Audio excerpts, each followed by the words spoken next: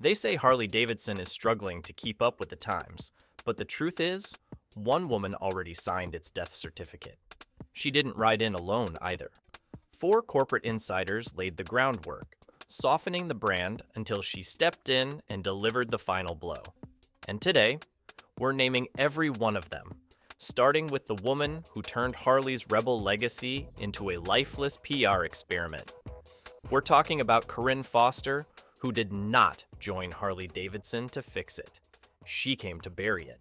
In 2021, this woman rolled into Milwaukee not with engine oil in her veins, but with a corporate toolkit full of diversity audits, culture rebranding slides, and a mission that had nothing to do with motorcycles. No riding experience, no connection to the biker community. But hey, she had years of experience in progressive HR restructuring, and clearly that's all you need these days to take over a legendary American brand. And what did she do with all that power? She didn't try to evolve Harley's legacy. She tried to erase it completely. Her first big move? Not engineering, not design, nope. Company-wide DEI compliance training. Everyone from mechanics to marketers had to sit through mandatory sessions where they were warned about something she called nostalgia bias. Imagine working at Harley for 25 years, loving what the brand stands for, and being told your love for the past is now a problem, that you're clinging to a culture that's no longer relevant, that you, the person who probably still owns a panhead, are now outdated just like it. But she didn't stop at just shaming the people inside the company. She went after the bikes too. Corinne directly axed 2 of Harley's legacy models, bikes that riders had spent decades building a connection with. And her reason? In internal memos, they were labeled culturally outdated. That's right. Decades of history, road-tested design, and emotional connection tossed in the bin because they didn't fit her new vision. A vision where Harley wasn't about riding anymore. It was about messaging. And let me just say, messaging? She nailed it. Her corporate doctrine was clear. Harley doesn't sell machines. It sells a message. And boy, that message sure wasn't for bikers. It felt less like a marketing pitch and more like a eulogy. Because let's be honest, when a motorcycle company stops selling the machines and starts selling the message, you know the soul of the brand is already gone. Then came the ads, and these weren't just tone deaf. They were deliberately designed to replace Harley's cultural DNA. Instead of real riders with grease on their jeans and windburn on their cheeks, Corinne's campaigns featured urban influencers, carefully selected by PR agencies for their progressive relatability, which means zero connection to the riding community, but a great Instagram following. Gone were the denim, the grime, the grit. No more American flags, no beards, no engine noise. Instead, think polished boots, minimalistic fashion, and cityscapes. And of course, not a single actual biker in sight. It's like they were marketing motorcycles to people who are afraid of getting their shoes dirty. Internally, the culture shift was just as brutal. Within 12 months of Corinne's onboarding, over 30 dealership heads were either terminated or pushed out. These weren't random hires. These were the people who had carried Harley through good years and bad, some with decades of loyalty. But under Corinne's regime, they were relics, too stubborn, too resistant to vision. So they had to go. And what replaced Harley's most iconic models? Something Corinne called gender-inclusive city cruisers. Let that sink in. City cruisers. Not designed for power, not built for the highway. These bikes were optimized for urban mobility, whatever that means. Basically, lightweight, feature-light, Instagram-friendly machines for people who'd never ridden more than 2 blocks. And the riders, they noticed. Across every major biker forum and Facebook group, people started mocking Harley's new identity, the term that caught on? The IKEA of motorcycles. That's what Harley had become. Bland, safe, and soulless. A showroom product built by consultants who probably commute to work on e-scooters. But here's where it gets really painful. The numbers. Between 2021 and 2023, Harley's market share in North America dropped by over 9%. That's not a small dip, that's a nosedive. The kind of drop you see when your core buyers say, "No thanks, we're out." Two of Corinne's major ad campaigns got pulled after massive backlash from dealers who were literally begging headquarters to stop embarrassing them. The cost? Over $26 million in sunk marketing spend. Imagine throwing away $26 million to run ads that alienated your own customers and then pulling them anyway. Efficiency, folks. But don't worry, she was still rewarded. Because while customers were leaving, while riders were protesting, and while dealerships were quietly dying, Corinne Foster walked away with a bonus package. And not because of sales or satisfaction or growth. Her bonus was tied to, get this, DEI integration and cultural compliance metrics. So while Harley's heart was bleeding out, she was cashing checks for reprogramming the brand's soul. Dealer morale? Dead. Internal satisfaction reports obtained by trade publications showed a 31% drop between Q3 2021 and Q1 2023. The people inside the brand weren't just unhappy, they were defeated.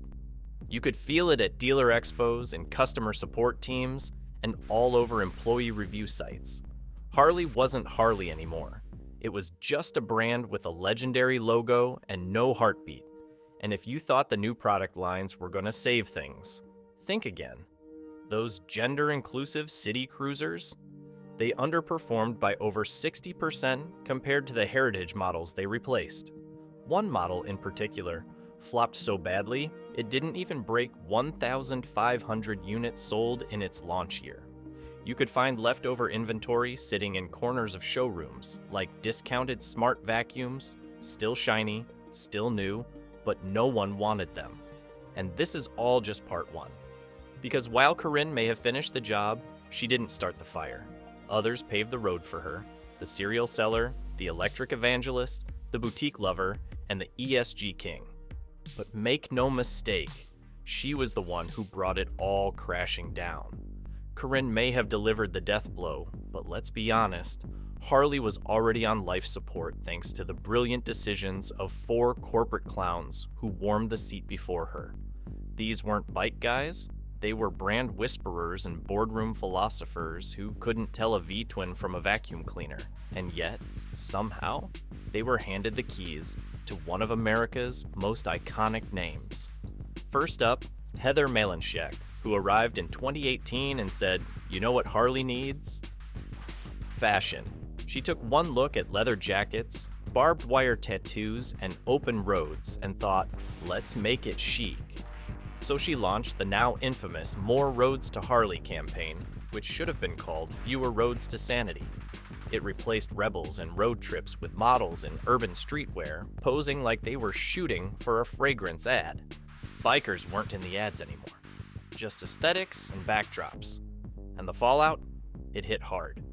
Harley's Authenticity Index, one of the most crucial brand metrics, dropped by 20% under her watch. That's not just a branding fail, that's an identity crisis.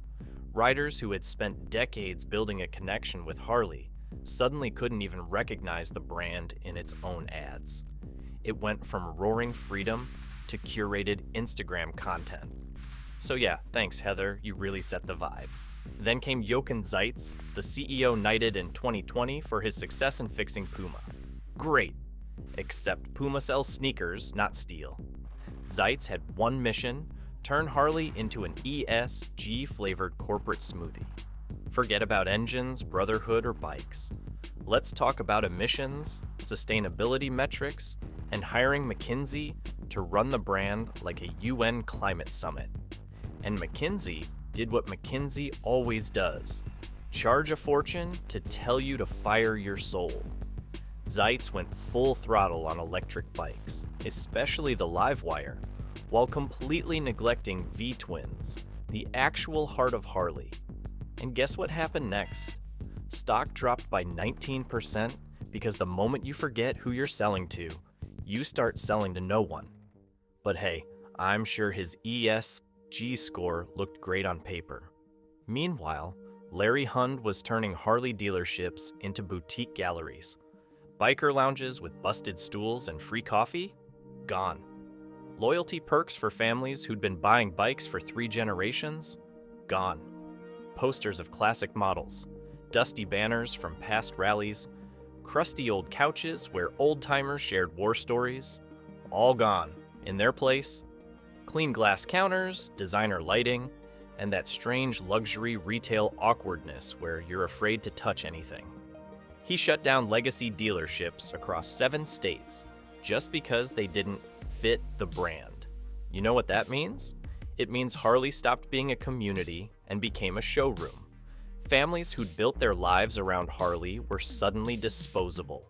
Because under Larry's watch, if you weren't selling the Harley fantasy, you weren't selling at all. And to wrap up the destruction crew, we've got Ryan Morrissey, the guy Harley made Chief Electric Officer in 2020. Yes, that was his actual title.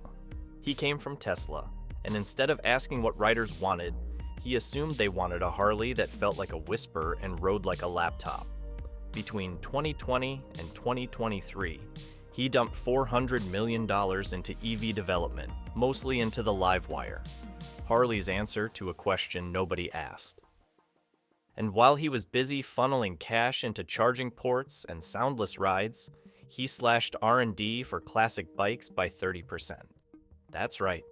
The bikes people actually buy got downgraded, while the e-scooter on steroids project flopped right on its face. How bad was it? The Livewire sold under 1,000 units in year 1. Meanwhile, Indian and Triumph were sitting back, watching Harley implode, and casually releasing better combustion models with real feedback from real riders. Together, this dream team made sure Harley lost its edge, its voice, and its customer base, so by the time Corinne Foster walked in, all she had to do was finish the burial. And finish it she did. Because if there was ever a moment that proved riders had enough, it came when Harley announced plans to phase out updates for the Fat Boy and Road King, 2 of the most beloved, most iconic bikes in Harley history. You don't touch those unless you want to start a biker riot. These weren't just bikes, they were heirlooms, symbols, legacies. Riders responded with fury. Boycotts were called. Forums lit up. And then it got worse. One dealership in Ohio, which had survived 3 generations, was shut down after failing Corinne's cultural compliance audit. Not because they couldn't sell bikes, not because their numbers were bad, but because they didn't align with the brand's new direction. That single closure triggered a wave of backlash across the internet.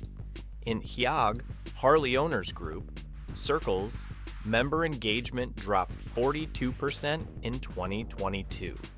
People weren't just unhappy, they were disconnected. They didn't feel like Harley spoke their language anymore. And then came the Facebook uprising. Pages like Take Harley Back and Not My Brand exploded, some pulling in over 150,000 members in less than half a year. And one group didn't stay silent: military veterans. Harley had been their brand for generations. The sound of a V-twin wasn't just a bike, it was a memory. They came out publicly, condemning the new direction as corporate betrayal, wearing lipstick and buzzwords. And somehow, despite all this chaos, Corinne's version of Harley marched on. Into 2024, the company posted its earnings call, and the data didn't lie. Customer retention dropped another 15%, even as digital ad impressions grew. Great job on the click-through rate. Too bad no one's buying the product. In-store sales were crashing in Arizona, Indiana, and Texas, with dealers blaming the same thing: cultural disconnect. The new Harley just didn't feel like Harley. It felt like a stranger wearing a familiar jacket. One former executive even came out anonymously, saying, "We didn't evolve the brand, we replaced it, and the riders noticed." No kidding. Because while Harley was chasing Gen Z approval and algorithm clicks, it completely forgot the people who kept it alive for 120 years. And guess how Gen Z responded? They didn't. Only 3% of new city cruiser buyers in 2023 were under 30. Harley gave up everything it stood for to attract an audience that didn't even show up. Now analysts are openly asking the question no one thought possible. Can Harley ever recover? Because at this point, it's not about sales. It's about trust. Harley's legacy may be fading, but we're here to expose every move. So, hit subscribe and ride with us before they erase the road entirely.